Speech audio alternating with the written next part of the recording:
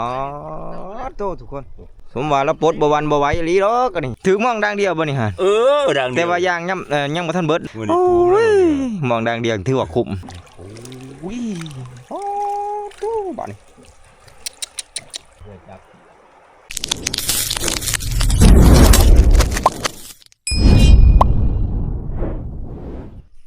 สบายดียามเช้าทุกคนมื้อนี้เฮามายามมองมื้อนี้หลังจากที่เฮาใส่ไว้เมื่อวานนี่แล้วก็ตึกแหเมื่อวานนี่เมื่อคืนนี่ว่าซั่นซะเมื่อคืนนี่ได้ปลากับลูกนี่ประมาณ20ปลายโลเลยทุกคนเลยมีแต่ปลาตัวงามแล้วก็ตื่นเช้ามาปุ๊บแล้วเฮาสิมายามมองเฮาปะนี่มองใส่ไว้แต่เมื่อคืนนี่พุ่น3ด่าง4ด่างก็จักสิเป็นจะได้จักสิถือบ่ถือทุกคนเลยไปมายามบ่นี่เมื่อคืนนี่ป้าถือกลายจนบ่อยากมื้อเมื่อคืนทุกคนเลยป้ามันขึ้นแห้งนะป้านี่ช็อกมือแล้วป้าขึ้นทุกคนเลยแต่ว่ามือนี่จังมันขึ้นวิทย์หรือว่ามันสิยังอยู่หม่องเก่านะถ้าว่ามันยังอยู่นี่มื้อแรกเขาสิมาใหม่อีกโอ้น้ำขึ้นวิทย์จากเมื่อคืนนี่น้อยนึงเมื่อคืนนี่น้ำมันสิประมาณนี่แหละประมาณนี้น้ำขึ้นแห้ง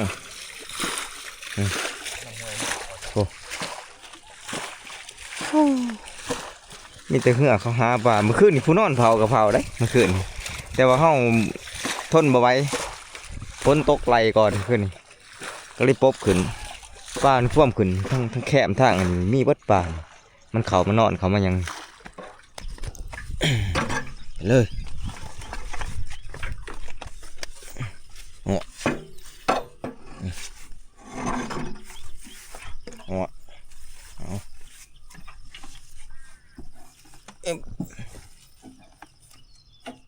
ได้บ่เอาขึ้นไว้เทิงเมื่อคืนนี่ยันน้ำท่วมเรียบร้อยน้ำนี่ก็คือสิบ่ลงดอกมีแต่มันสิขึ้นไปเรื่อยๆแต่ละมื้อทุกคนเลยปลาคือกันแต่ละมื้อนี่ปลาก็สิขึ้นหลายกว่ามื้อนะชาเบิ่งโอ้ถืออยู่ได้นี่โหเมื่อคืนนี่เขาได้ปลาอยู่น้ำหม้องก็หลายโลเติบได้เมื่อคืนนี่มาใส่เลาะตามหินตามลงไปนี้มันเป็นปากห้องกระเจ้าก็ยามถือร้ายคือกันนะกระเจ้าก็ได้มองกระเจ้ามันยาวจะใส่ปุ๊บฟังนะพุ่นนะใส่ยองดูโอ้ยยืมปาดตัวนี่มองใหม่เฮาได้นี่ซื้อมาใส่มีใหม่เลยถือร้ายขนาดกำลังเริ่มยาม30 ปุ๊บบาทนี่โอ้ปลาถือร้ายเอาคักแล้วบาทนี่นี่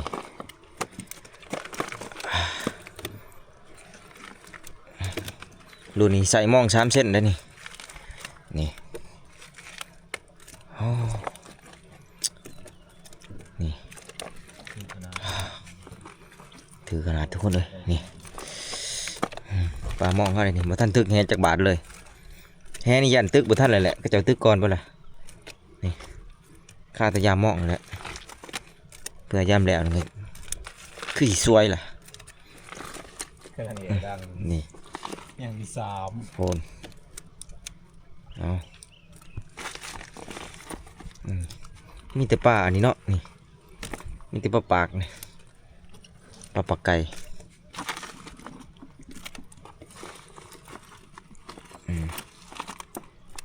หน้าว่าจะมองว่าหรือมองตัวไหน80ลำไก่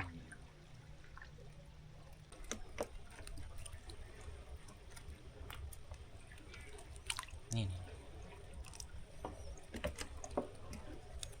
บุกนี่ก็เซหามืออยู่ก็ถือตัวหนึ่งแล้วนี่ถือยกโอ้ยโอ้ตู้บ้านนี่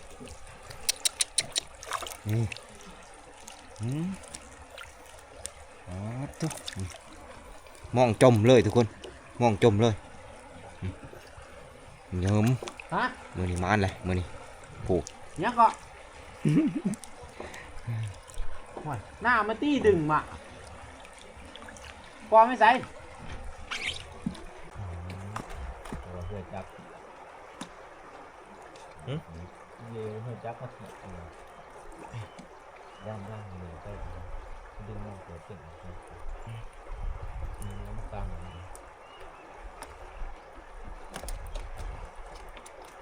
ี่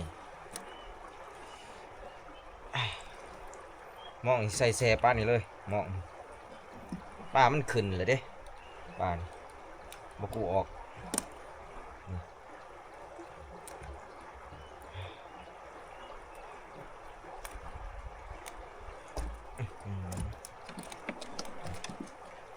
ซ้ำอยู่เส้นวนเลยแต่ว่ามันถึกหลายๆหนาชิกลัวเพราะว่าปลาอยู่ในน้ำคลองหลาย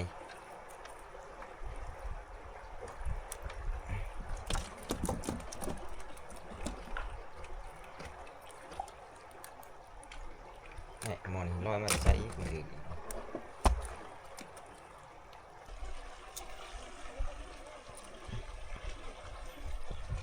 ผู้ยึงเลยเพื่อปลดแหลวดังหนึ่งมีอยู่เป็นชั่วโมงเอามันแบบบ่เมื่อยแล้วเฮามื้อนี้แต่ละมือเมื่อยตึกแฮ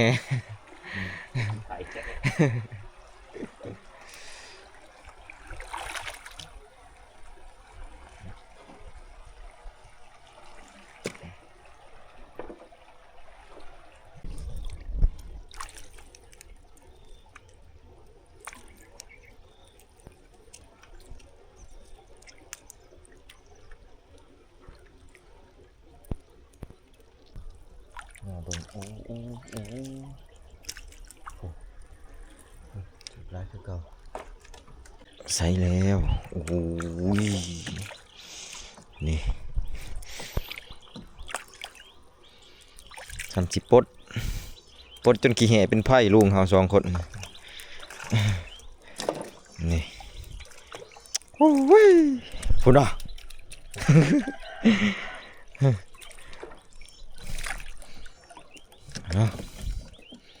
มองดังเดียวนี่เยิ้มเลยมองดังเดียวมองไม่อีกได้นี่มองดังเลย โอ้อ่อนซ่อนถึงได้นี่มวนอยู่ได้นี่มึงกินข้าวมึงกินน้ำก็ได้แนวนี่จุกโฉงยืนตกหินเขาตกเขาหินนานนะเจ็บเมื่อคืนนี่เมื่อพอดีเที่ยงคืนเมื่อคืนนี่กับลุง2 คนอึ๊บนี่เกือบเอา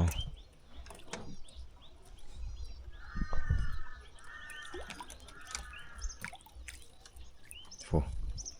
จักสิปลดจะได้ก่อนเอ้าสิปลดตัวใดก่อนแน่ไป3รุดมือปล่อยมันไปนำซะมันออกแม่ไปลูกเนี่ย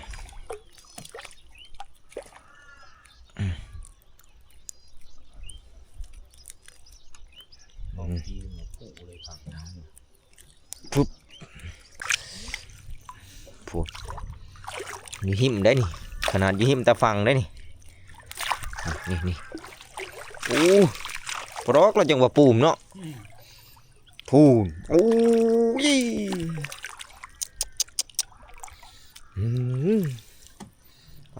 ตัวมีตัวงามเลยพูนมองจมเลยถ้าว่าเขากู้ขึ้นเบิดหัวนี่มีแต่ป้าทั้งนั้นเลยนะที่มันถือมองนี่มองดังหนึ่งถือเนี่ยนี่มาตลอดตั้งแต่โซนพูจนมาหอดโซนนี้ได้นี่ป้าถือลายตัวมันช้อนนี่ว่าใส่มองเขามันบ่อยากพอดีกันกับโตป้าได้ใส่มองเขานี่มองเขานี่มันเป็นมอง3 เส้นเขาต้องเอาใหญ่กว่านี้อีกจังหน่อย มองประมาณ4 เซนหรือว่า4 เซนครึ่งพอดีเลยนี่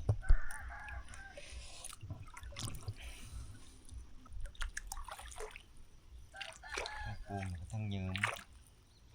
นี่ถูกแบบจุกๆเลย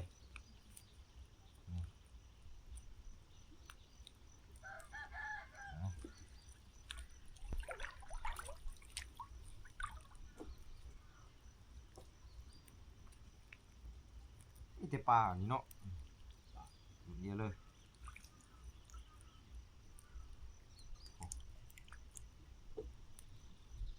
ทำสิปด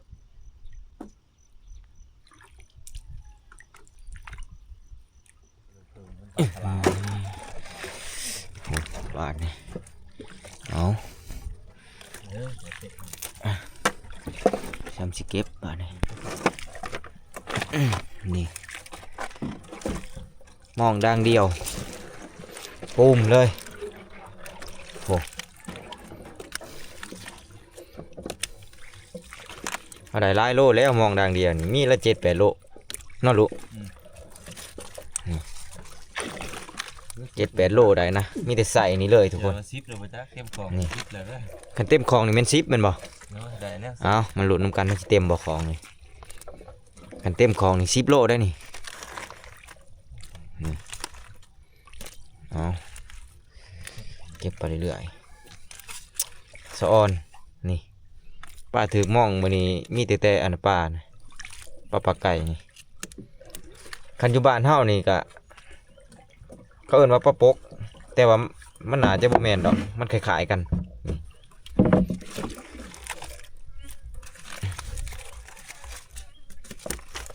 โอ้หนักนี่ นักหนามาจัก นี่ละสิ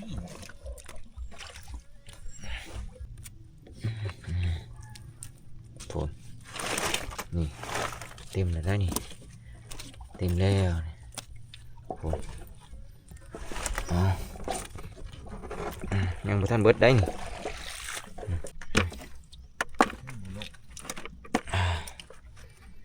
เหลือของเลยทุกคนเลยเอานี่จัดไป10 ปลายโล ฮะ มอง8 เซนมันบ่อยากค่อยถือปานใดดอกคันถือก็ถือตัวใหญ่คันถือแล้วมันคุ้มเลยนี่เอาเรียบร้อยเต็มของนี่เต็มของนี่10 โลได้นี่เต็มของกับตัวนี้แน่นี่ตัวนี้สิประมาณโลปลายนี่เห็นบ่จัดไปแบบตุกๆเลยทุกคนเอาแบบหล่นๆซะนี่เขาจังว่าเต็มงมพาเก่าโก้ยเนาะ นี่คือจังสิใส่เครื่องโล่ได้เนาะนี่มองใหญ่ใส่ใหญ่ก็ถือตัวใหญ่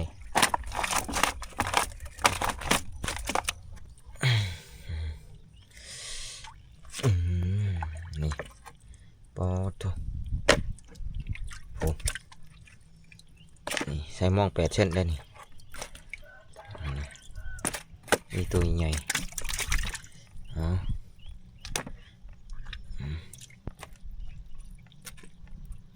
มันบ่เบิ่งแน่ปอทุ ตอนนี้กำลังมาเลย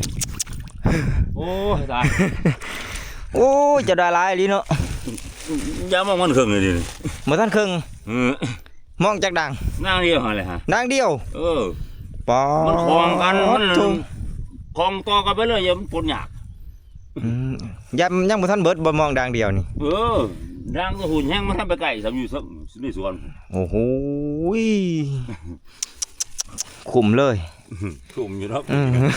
ว่านโมปานไหนเนี่ยว่านนี่ ถือมองดังเดียวบ่นี่ฮะ ดังเดียว แต่ว่ายังบ่ทันเบิดเนาะ ยังพันเบิดนี่กำลังยามนี่ ถ้าว่าเบิดจักสิชำใด จักกี่ทำไรแล้วกันเบิด ปูมเลย มื้อ โอ้ นี้ปูแล้ว ยมองดังเดียวถือว่าขุมในหลายกว่าข่อยว่าคนได้หลายเลยยังบ่ทอเจ้าอยู่นี่บาดนี้ มัน มาแล้ว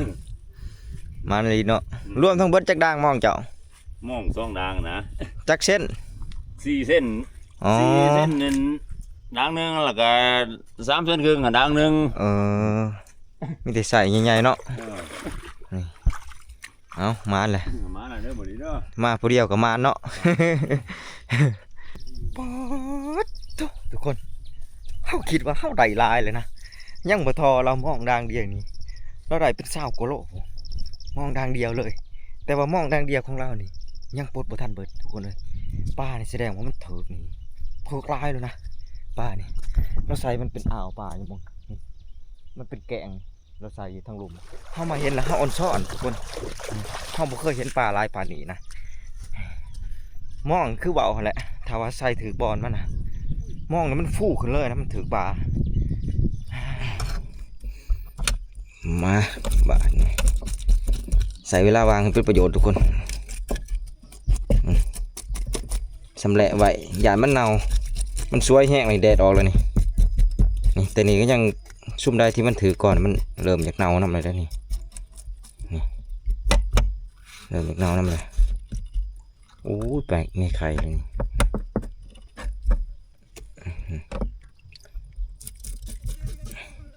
ปลาใส่มอง3 เซน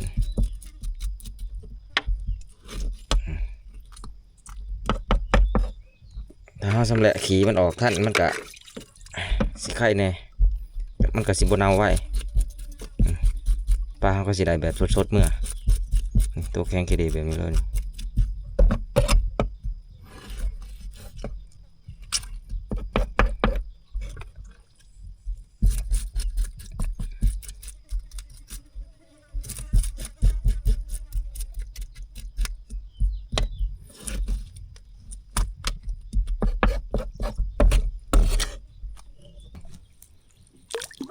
นี่โห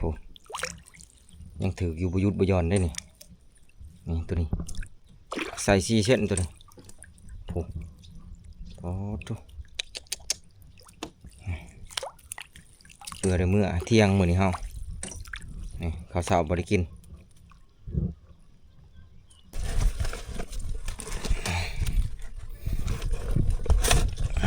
นี่ก็ได้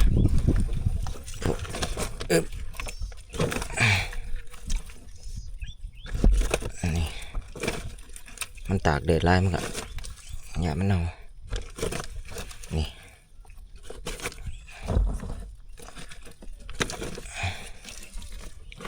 ยังบ่ทันได้ถึกพอบาทได้นี่นี่มีแต่ปลาถึกมองเบิด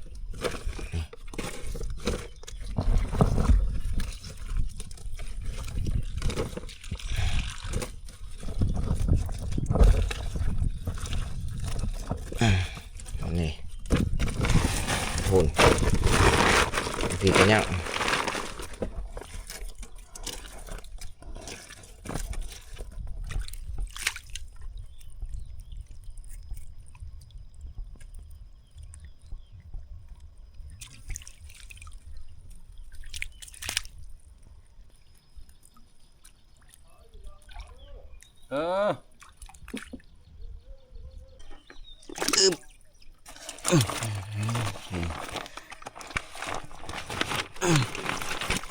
อ๋อเนียนเอ็ดนี่นี่ซุปนี่ตัวที่เฮาสำเร็จแล้วเรียบร้อยแล้วได้เดี๋ยวเต็มทงปุ๋ยเลยเต็มทงเลยเด้ย่างอยู่ในคลองก็เต็มคลองย่างบ่ทันสำเร็จบ่วันบ่ไหวทุกคนเลยโอ้ยนี่แค่นี้แต่เฮาสำเร็จได้สำนี้ก็ถือว่าโอเคเลยนี่ถือลายอยู่เนาะนี่ปุ้ยคนเป็นย่อยเลย เมื่อคืนดิบ่ได้ลงมาว่าขึ้นไปแล้วเลยแมนอ๋อบ่ได้เมื่อป๊าดทุกประมาณสอบหนึ่งว่าซั่น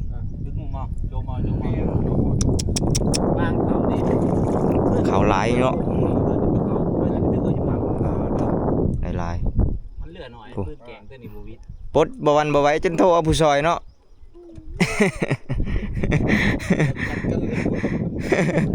ปดหลอดกันว่าซั่นเอ้า โอ้ยจะแม่นใหญ่เนาะเรือเจ้านี่ ย่างใช้บัตร ไอ้ช่องเบิ่งเบิดแล้ว เดี๋ยวเลย เบิดแล้วได้บ่หลายอยู่ดอกอยู่สิประมาณ17-18 โลนี่แหละประมาณนี้ หาหยาตีมองกระสุนเลย เขาบ่ขายบ่เนี่ย บ่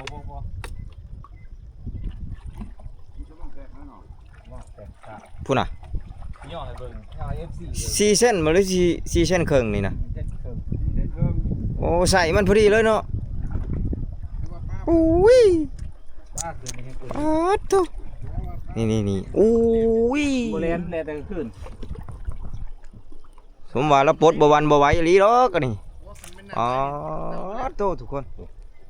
เหี่ยวน้ำ ว่าทำเป็นน้ำไหลดินเอาหมดแล้ว โอ้อ่อนซ่อนเอาดีเนาะอ่อนซ่อน บ่เมื่อคืนเรามองบ่ปลดเอาเมื่อคืนนี่ ถึกหลายอีหลีถึกหลายขนาดเลย เมื่อยก็นอนทุก โอ้ยปล่อยบ่ปลดเอาได้เมื่อคืนแต่ว่ามันบ่เอา ตอนนั้นยังไงเหมือนกัน ผู้เลย ปล่อยบ่ปลดเอา แม่นเบิดนะ ปลาหม้องคือสิได้ จักตาก็200สัมพรอกซั่นน่ะ จังซี่ 200ตาปุ้ยบ่วันบ่ไหวเลยนี่ทั้งยาวทั้งใหญ่เนาะ ปลดบ่ไปบ่มาเลยผู้เดียวนี่เนาะ คัดน้ำในหางทางคุณ กลางวางนี่ก็บ่ของกลางวาง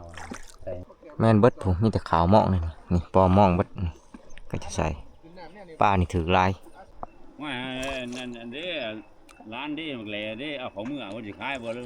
สิจังได๋หรือสิมาให้เมียข่อยบ่ อ๋อ ได้ยินว่าคันหาได้พูดกัน60ผลสิขาย โลนึง มัน50บ่ต้องขายเด้อบอก 60ได้ดีได้60 โลหนึง60 บาทบ่ 60 บาท อ๋อเอาเจ้าบ่ได้ขายบ่ซั่นบ่เจ้าบ่ได้ขายบ่ซั่น แล้วแม่งทำคน บอกของเจ้าดิบอกของเจ้าดิเจ้าบ่ขายบ่ นี่ของเจ้านี่ มาวันหมู่คือกันนี่ ห่วย บดไปเรื่อย อ๋อโอ้ย ถ้าทำอะไรมากหมดแล้ว ขายแล้วบักลายมันนี่อ๋อโลหนึง50 บาท60 บาท เว้าโต โลหนึง ตะไต่พุ่น 50 บาทถึง60 บาท บ้านมันหลายทุกคนเจับขายมันถือ ปกติแล้วมันเขาคือมื้อคืนนี่ปะ ป้าหลาย ถือคือใช้กระถือมื้อคืน เฮาว่าเฮาได้ลาแล้วยังบ่ทอมองกระเจาะมันเลิกแล้วก็ยาวอีกอย่างมันก็มีคุณภาพหลายกว่าอีกเฮาก็สิได้อยู่ประมาณ20โลมันยังสำเร็จขี่ออกก็สิยังเหลืออยู่ประมาณ17-18 โลประมาณอ๋อนี่เฮาก็ได้สมมองเฮาหน่อยหั่นแหละเอ้ยโอ้ยนี่ สบาย ขนาดมองหน่อยได้นี่ ภาษายังสิมองใหญ่คือเขาเจ้านี่ก็จะเอาขึ้นบาทละสอบ2 สอบนี่เท่ากับสอบหนึงคือกันนี่ สอบหน่อย หาแต่ว่าสอบน้อยอึ๊บนี่สำเร็จแล้วตัวนี้คิดเบิ่งขนาดเบาเหี่ยงใส่มองหน่อยกับลูกนี่ยังได้ปลาเป็น20 โลเลยถ้าว่าคิดลายใส่มองเขาเจ้านะมองใหญ่ๆยาวๆนะจักคิดว่าสิได้หลายปานใดทุกคนนี่บางอย่างคิดว่าน่าจะประมาณ60 โลขึ้นไปนะคือด่างหนึ่งนี่เขาเจ้าได้เป็นสอบ2 สอบเลยด่างหนึ่งนะแต่ว่ามองเฮานี่มันมองน้อยทุกคนถือหนึ่งก็สมมองน้อยแหละหลายคือกันไปเมื่อไปดิออกอยู่บ่ล่ะ กินดอกไปตั้งแต่สาวๆเป็นเพศในร้ายลายกำลังมาในร้าย ของหนึ่งได้นี่ อันนี้เป้าหนึ่งเสียเรียบร้อยลูกพี่กับลูกน้องยังไปจบ ยังเหลือแต่ตัวนี้แหละยังบ่ทันสำเร็จนี่ ยังนะ ตัวนี้ก็เครื่องซ้ำตัวนี้สำเร็จแล้วเรียบร้อยตัวนี้ ค่ะอีลี นี่เลย เอาไว้ก็ได้ก่อน รวมกันก็สิประมาณเหลืออยู่ประมาณ3 หนึ่งเนาะมากินเบิดเลยติ โอ้ยตอนแรกก็ว่า บ่ หมอเอฟซีว่าโอ้ย เอา อาโปรเฟก เอากินข้าวได้ป่ะนี่ เขาหอนเลยตอนนี้ นี่ เขาเย็นอยู่ กินต้มไก่มื้อนี้แต่ละมื้อกินแต่ปลา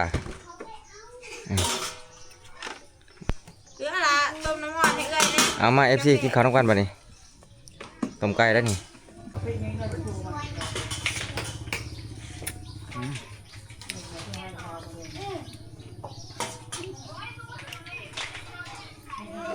ผู้ที่11โมงขึ้นมานะต้องไปตั้งแต่5โมงเช้า6โมงเช้าเลย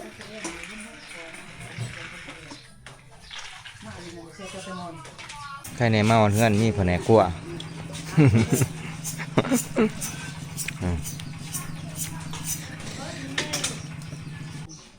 โอ้ยมาถ่ายอะตอนนี้ มาแต่ใจ มาเต้นกำลังมาเต้นเหือ จนเขาสำเร็จป้าแหละเราจังมาเอาโอ้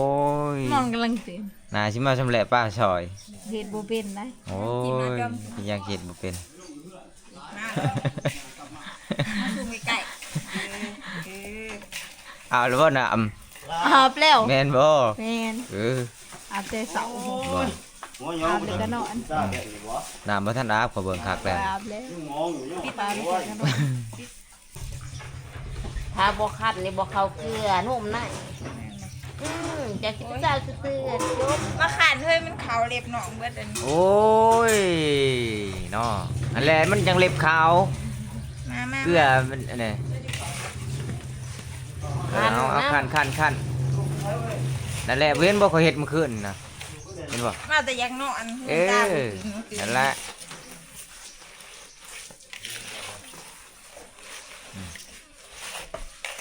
อันขนาดเองทำปลาในน้อยๆตัวเองยังขันเอาความสะอาด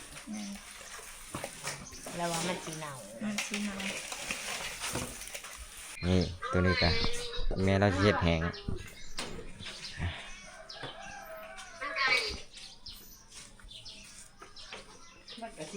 ตัวนี้เฮ็ดไว้กินซื่อๆเนาะแม่เนาะเฮ็ดหลายก็บ่อยากกินปลาคู่มื้อ เอาไว้กินกับแกงหน่อไม้ กินกับแกงหน่อไม้กินกับตำบักหุ่งเนาะ ไปกับไปสองคน กะเทียมได้เอามื้อนี้เอามาซื้อหม้องต่ออีกมื้อนี้ซื้อเพิ่มเอ้าจักเส้นตัวนี้ขึ้น5เส้นได้นี่รวม5เส้นเอา4เส้นบ่นี่เด้นี่ตัวนี้เท่าไหร่ตัวนี้3เส้นเอานี่แหละมองเฮานี่มันบ่คอยอันนั้นปานใดเอาซื้อเพิ่มเอา4เส้นติมีบ่ นี่ดิ 4เส้นครึ่งก็บ่มีบ่4เส้นนี่แหละพอดีตัวนี้นี่สิแม่นแล้ว ดูไทยบ่ได้บ่ 4เส้นตัวนี้น่าสิ4เส้นครึ่งตัวนี้4เส้นพอดีเนาะ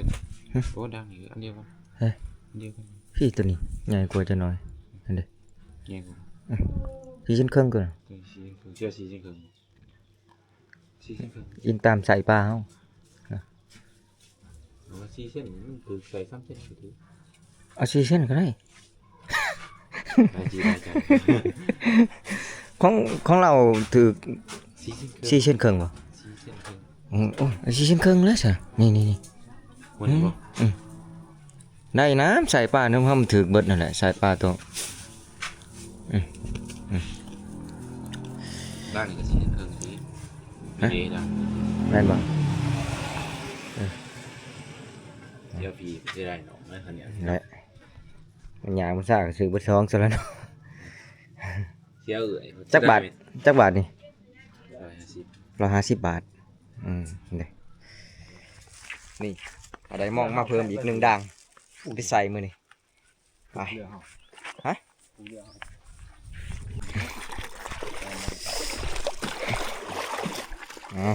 นี่มื้อนี้ลงมาแต่เว้นได้นี่รอบ2ฝ่าวสิมากลางมองมันแล้วทุกคนเลยนี่มันจังสิทันเฮาตึกแหบานแหมองหน่อยเฮาก็ใส่สมมองหน่อยละลวงใหญ่ๆก็จะใส่เบิดล่ะยังใส่เหลียบตาฟังนี่แหละ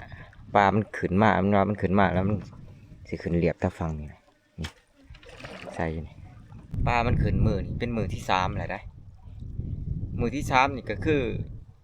ภายในมื้อคืนนี่แหละมันขึ้นลายอีหลีขึ้นนี่ขึ้นนะแต่ว่าในอีกคืนมือนี่จะมันสิขึ้นหรือบ่นี่ก็ต้องลุ้นไปนำกันนั่นแหละทุกคนถ้าว่ามันบ่ขึ้นก็บ่ถึกมองเฮาใส่ไว้ แต่ว่าเฮาสิหาเลาะตึกแห่เบิ่งในช่วง4 ค่ำตอนแรกขึ้นบ่ขึ้นก็สิฮู้ในตอนนั้นแหละทำก็สุดยอดความใหญ่เขาไปนอนอยู่หั่นนี่ได้เป็น10คนเลยนี่เขาไปนอนอยู่ในนี่สนฝนหลบฝนยังอยู่ในนี่คักนอนเฝ้ามองเฝ้าป่าแหละเฮาก็บ่ได้เคยมานอนจักเทื่อดอกเฮาก็ได้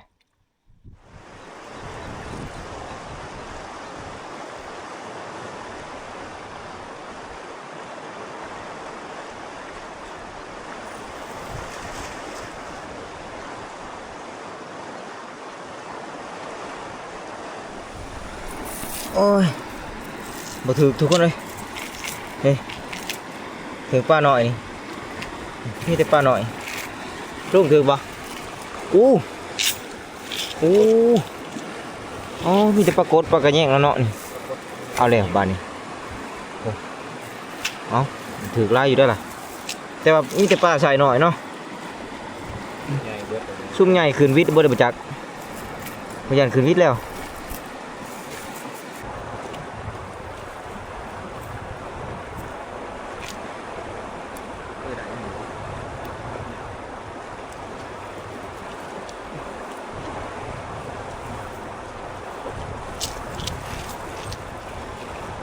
ซุ่มปลาใหญ่ซุ่มไทยมันขึ้นวิทย์หมดแต่กระทาเบิ่งตอนแรกพุ่นแหละได้อยู่บ่นะกับของนี่คือของใหญ่แท้ โอ้ยปลา3 ตัว เขาเจ้าก็บ่ได้คือกันทุกคนเลยเด้เขาเจ้าก็มาเผาแต่เว้นคือกันแสดงว่าปลามันยังบ่ทันขึ้นตอนนี้เวลา4 โมงแรงทุกคนก็มอไก่สิค่ำแล้วแหละนี่โปรดแม่น้ำคลองนี่ขึ้นทุกๆมื้อทุกๆชั่วโมงเลยทุกคนจากชั่วโมงหนึ่งขึ้นได้อยู่2 นึงชั่วโมงหนึ่งขึ้นได้อยู่2 นึงนี่ขึ้นตลอดเลยนะอีกรุ่นดอนแถวกลางนี่มันก็สิท่วมเบิดนี่ท่วมเบิดดอนที่บอนบ่เฮียงอยู่นี่ก็น่าสิท่วมเบิดทุกคนเลยนี่เฮาก็สิบ่ได้เข้ามาหาป้าอยู่นี่อีกแล้วปกตินี่ถ้าว่าน้ามันบ่ท่วมแถวนี่เวลาป้าขึ้นคนก็เจ้าสิเข้ามาหาตึกแฮมาหาป้าใส่หม้องใส่หยังใส่เบ็ดอยู่นี่หลายทุกคนเลยแต่ละมื้อแต่ละเว้นหลายโอ้ยบ่ว่าสิอยู่ฝั่งไทยแล้วก็ฝั่งลาวก็เจ้าหาอยู่หากินอยู่นี่หลายทุกคนเลยแต่ละมื้อแต่ละเว้นคึกคืนม่วนป้าขึ้นหลายนี่แห้งม่วนนี่ทางฝั่งไทยนี่ก็เจ้าก็ขามมาหาป้าอยู่พี่คือกันนี่ทางฝั่งลาวก็ขามมาหาป้าอยู่ฝั่งนึงคือกัน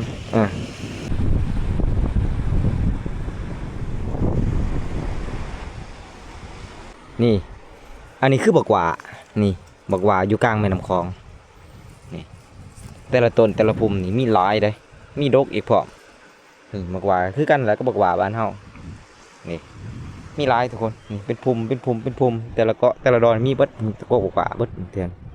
แล้วก็มีอีกพักชนิดหนึ่งที่บ่เฮียงสิมาแนะนำให้ FC ได้ฮู้ได้เบิ่งหลายๆคนก็น่าสิคุ้นเคยกับพักชนิดนี้ทุกคนเลยนี่อันนี้คือพักด่างขมนี่เบิ้งนี่ความมันใหญ่นะอันนี้คือพื้นเดียวได้นี่พื้นเดียวแต่ว่ามันยังบ่ทันใหญ่เต็มที่ได้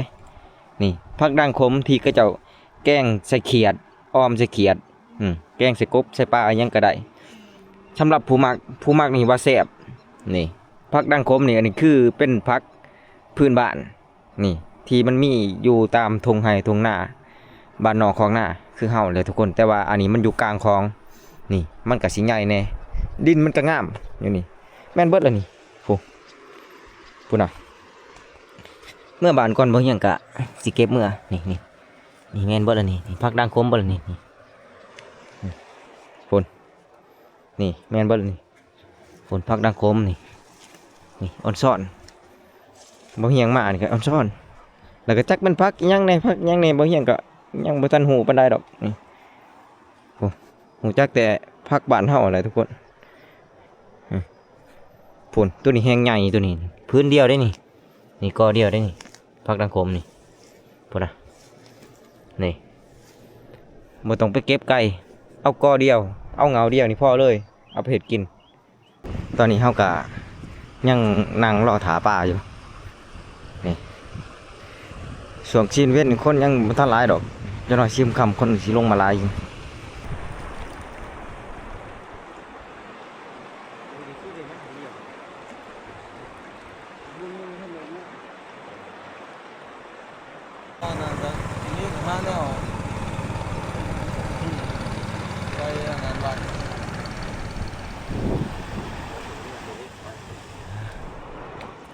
เริ่มคำเลยตึกแฮกะมันบ่ถือทุกคนป้าก็คือสิบ่ขึ้นเลยแหละป้าก็ได้คิดจะได้เดี๋ยวเฮาสิดังไพ่แล้วก็กี่ป้าน้อยกี่เล่นก่อนนี่รอถามันเมิดๆพุ่นแหละจักสิตึกเบิ่งอีกจักบาท1 2 บาทถ้าว่ายังบ่ถืออีกก็สิเมื่อบัดนี้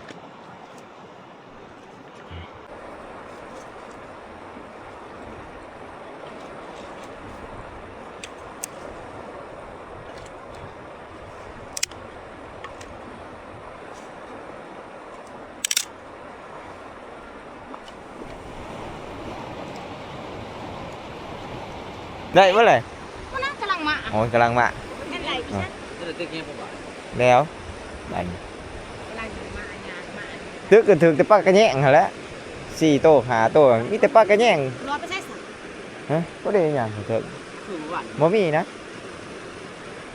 ขยันวิทย์แล้วมันขึ้นวิทย์แล้วหรือว่ามันบ่ขึ้นบ่หรือจะไดมื้อนี้มันบ่ขึ้น มูนะแต่ว่ามูใหม่ของสิมา เออ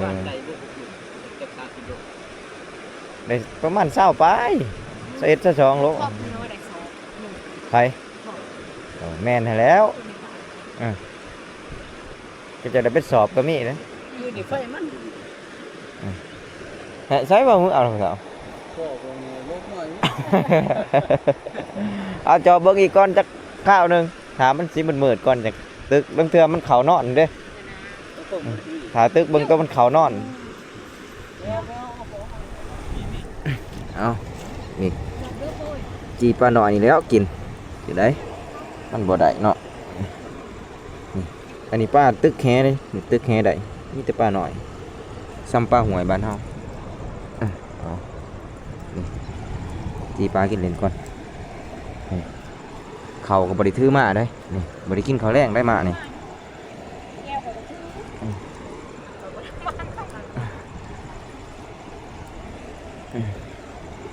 เอานี่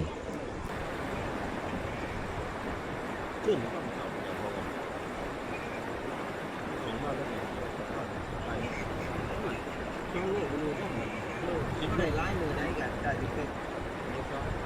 เอาซื้อของใส่คนก็ถือร้ายมือได้ก็ได้แต่ของหนึ่งกับยามหนึ่ง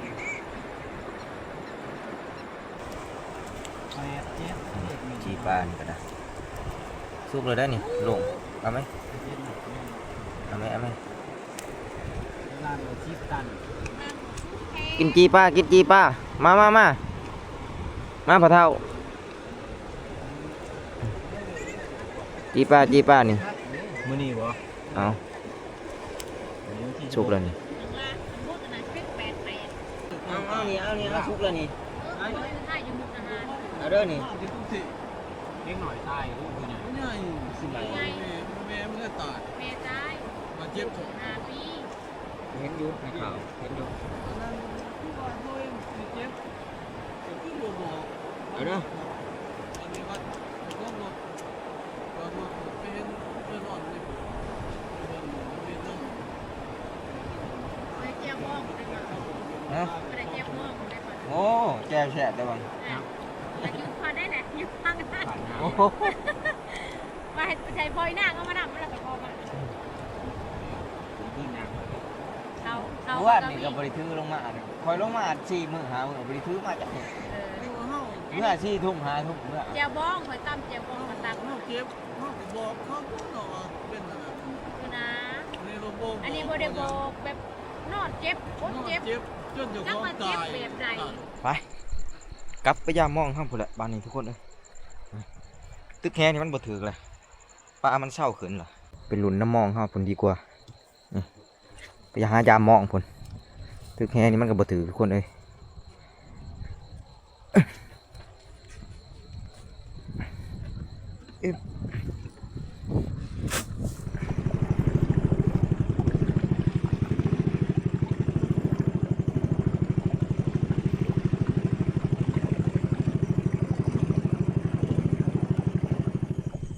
จะได้มอง3เซนนี่ถืออยู่บ่ลุงแล้วสาดเนาะก็ขาดน้ำเหือนี่ก็พอแห้งมองก็ได้โอ้แห้งเติมใส่กัน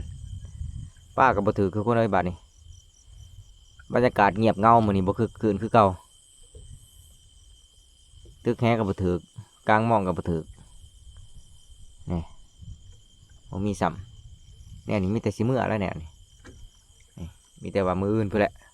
รอตามื้ออื่นเช้าจังมายามมองเฮาแล้วมากูมองเฮาแต่ว่ามันบ่ถือก็กูเมื่อเลยป้าที่ได้ก็ได้นี่ได้อยู่ประมาณโลนึงได้แต่เว้นพุ่นแหละนี่ก็ได้